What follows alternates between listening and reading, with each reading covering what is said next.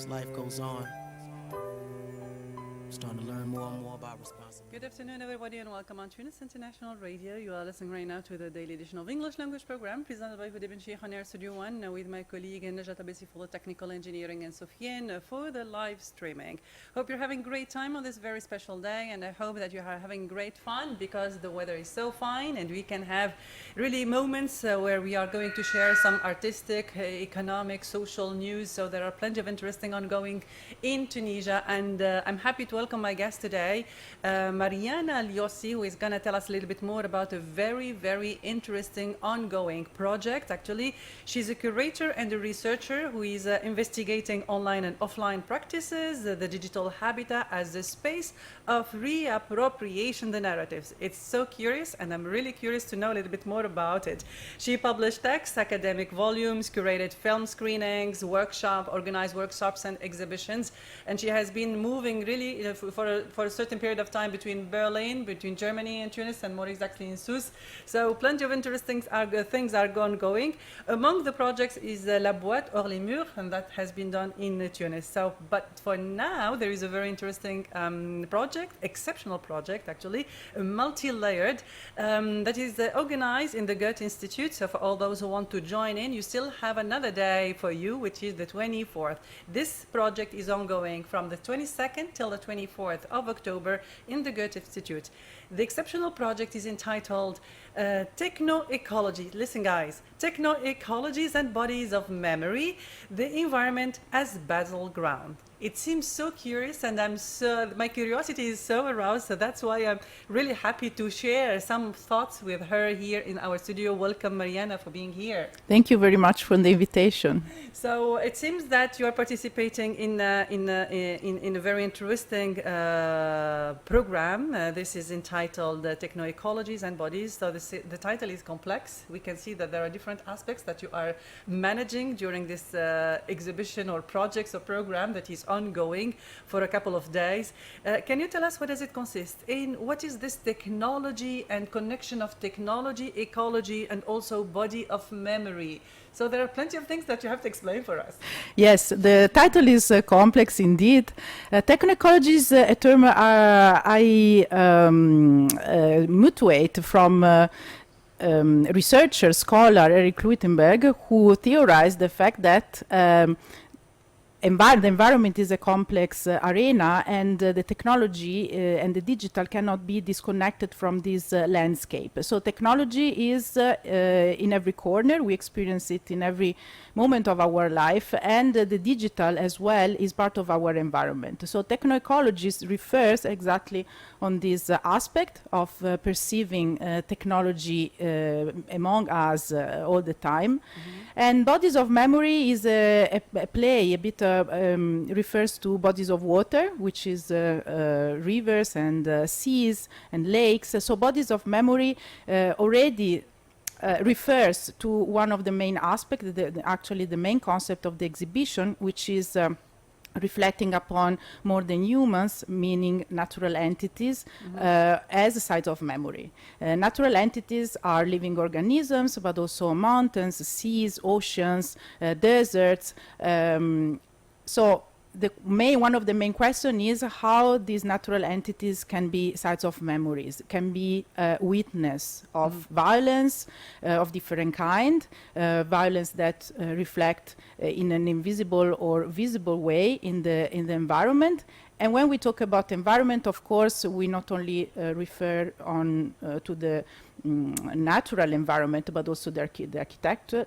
Architecture is environment, urban environment, and the digital as an habitat. So this is the broad field that the exhibition aims to explore, and within this frame I'm specifically interested in the role played by the digital technologies, and especially the ambivalent mode of shaping the set of relationships between organisms and ecosystems. Of course, we are talking now of extractivism, on the role played by the digital in exploiting the landscape, the negative effect that it has in the environment. But on the other side, the exhibition through the works of artists also aims to explore data as witness, so data as sites of memory themselves. For instance, how data keep memory of environmental status, and in this way we somehow keep memory of specific historical time. So what you say is that memory, it can be understood in a way other different from the memory that comes from human beings, those transmitting knowledge and transmitting experiences and telling about what happened in the past and what are they living in the present. So how can we have this memory from the nature, from the ecology, as you say, from the living organism that is surrounding us? How can we, normal people, understand the message that we can get? Yes, that's a crucial question. We not only see, and this is where it becomes interesting to understand the invisibility of violence and memory of this violence. So we are looking now from the eyes of the humans, but my perspective is how nature speaks for itself, and this is let's say a concept developed by also another scholar of memory studies, Anna Teichler, and she's talking about more than humans, natural entities as memory agents, so able to structure time and space, and therefore able to write their own memory. The way how we as humans detect this and observe this is of course related to our perception of humans, so is scaled on our human eyes. Sometimes this violence is invisible, sometimes is visible. When is visible is the most obvious way for us.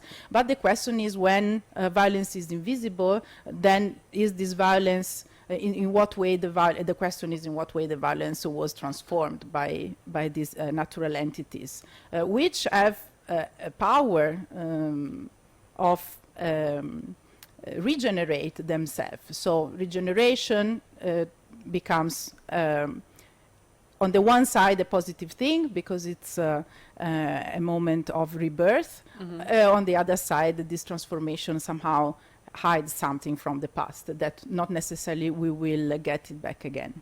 Exactly. So for those who are coming and who are going to attend these series of workshops, so what are they going to expect? Those who came, probably they satisfy their curiosity in a way. But those who just heard about the event and will come tomorrow, so what kind of events are organized? What's in the program of these 2 days from the 22nd till the 24th? Yes, so these events are a series of workshops, a part of the exhibition that started in Berlin between July and October at the Kunstraum Kreuzberg-Bethanien.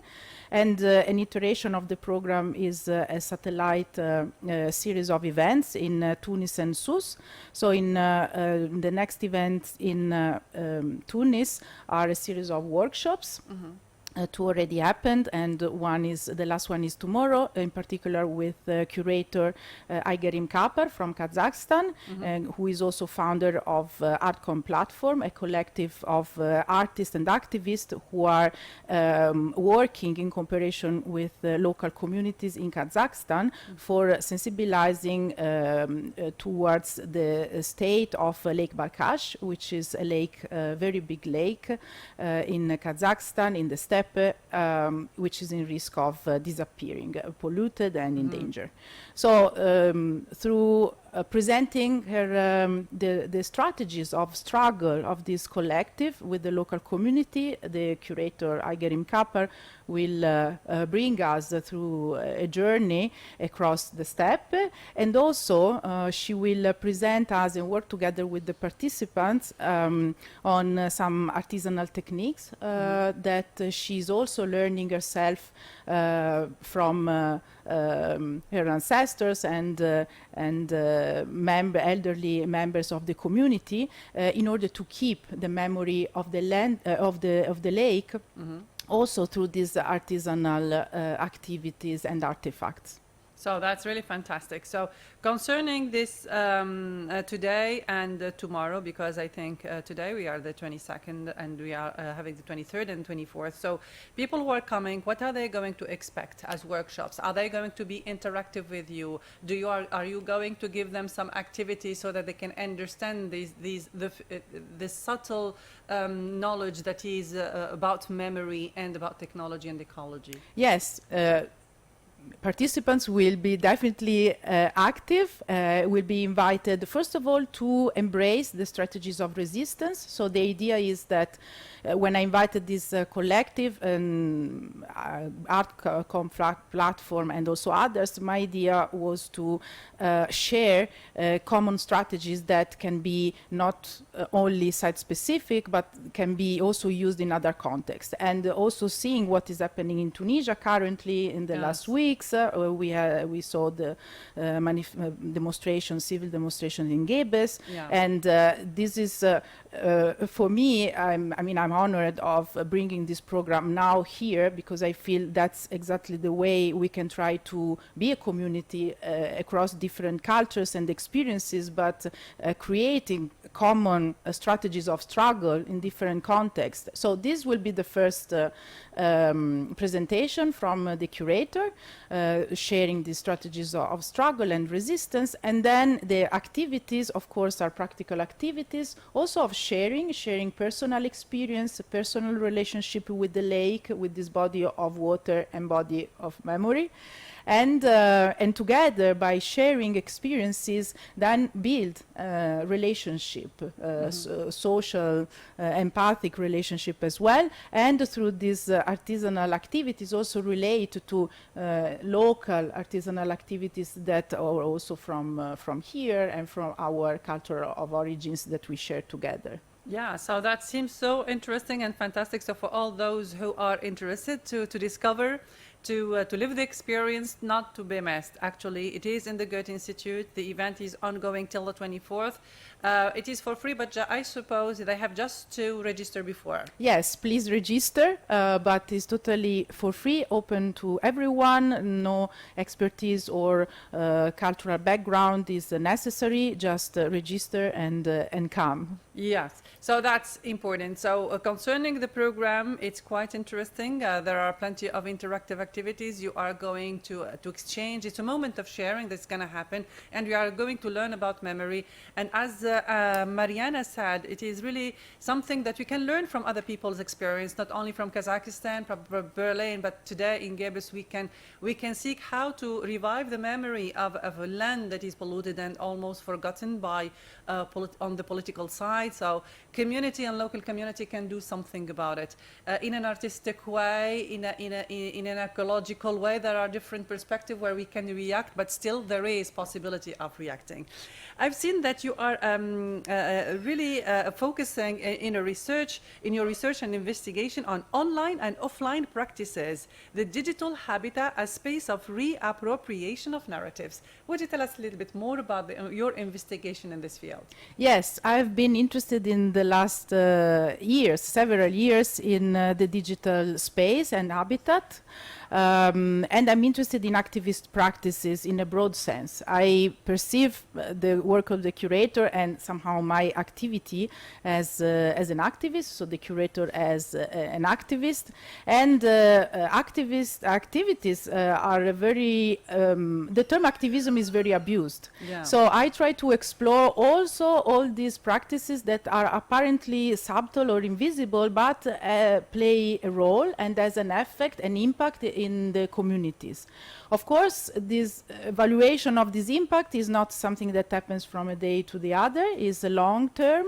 So I'm not expecting to evaluate the impact, but I'm interested in the practices that have the intention to react to social and political issues. Yeah, so it's amazing. So here at the bio is amazing. So for all those who want to exchange with Mariana Liosi, she's going to be present there. So for all those who want to ask their questions, please do. Please discover that there are other means of fighting for your rights, fighting for the ecology and for resistance. There are other means than violence, but probably artistic way is one of them. So before ending today's interview, what is going to be your message for all the Tunisians, for all those who are really curious about tomorrow's program that they are going to attend? Is there a special message for all the activists in the field of environment too? Yes, continue to resist, and of course I'm proposing an art program, but art as play a role, play a game, and as essay can really do something. So art is also part of this struggle, and I feel that somehow we are contributing in our way. And I also want to invite on the 26th of October, which is a Sunday at 7:30 p.m. There is the screening, the Tunisian premiere of the film The Stone Opera by Aitem Zakaria, who is a Tunisian artist whose work is focused on Gafsa. So through the stones of Gafsa, the mountains of Gafsa, he and several narrators that take part in these 3 chapters opera, he look at this landscape through different eyes. So this is again another perspective on the local territory. Gafsa is also a region victim, which has been forgotten area too. It has been labeled during the transitional justice process. So I really invite you in this specific historical time. I think we really need to gather together and find strategies together of struggle. So this, you told me about the screening is going to be on the 26th of October, and that's going to be in Goethe-Institut? No, this will be the Cinema d'Art. Okay, in really Carthage. great. So I suppose after the film or before the film, there are going to be kind of debates. The film director is going to be there, I suppose, and many of them, no? No, there is, it's a screening. I will be present. I will introduce the project as part of the program. Of course, there is always time and space for debate. So this can be done after the film. Yes. Yeah, that's really fantastic. So it's going to be in Cinema d'Art, you sold. Yes. Okay, so thank you, Mariana Liosi. Exceptional program. It's multi-layered project that is examining, questioning rivers and seas and mountains about memory. It is really a moment of sharing that's going to be there with the professionals, with experts, with artists. So don't miss the opportunity to register and to attend the upcoming days. Thank you so much, Mariana. Thank you very much. Thank you. Back to music now.